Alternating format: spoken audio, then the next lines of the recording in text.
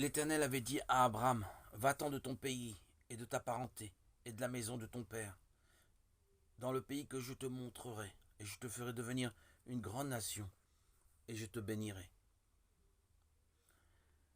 La Bible ne donne pas d'indication sur la façon dont Abraham est arrivé à connaître le Dieu vivant et vrai dans ce pays idolâtre de Our-Kasdim, Josué 24:2. Elle dit simplement le Dieu de gloire apparut à notre père Abraham, acte 7:2, pour accomplir ce qu'il avait prévu pour la bénédiction de l'humanité. Dieu a appelé Abraham en lui faisant cette promesse. En toi seront bénies toutes les familles de la terre.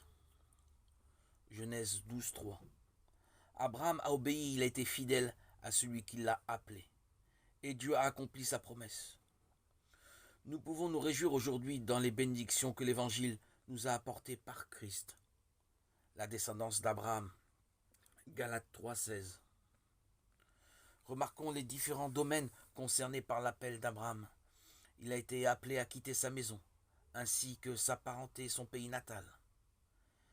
Il a donc été appelé à renoncer à ses affections les plus naturelles pour réaliser un objectif plus élevé, le plan divin.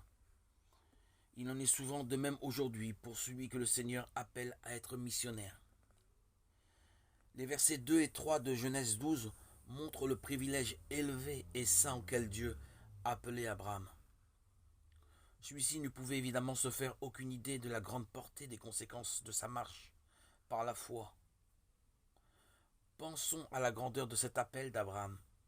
Fonder une grande nation, recevoir une grande bénédiction, acquérir un grand nom, et de plus, être en grande bénédiction pour toutes les générations suivantes.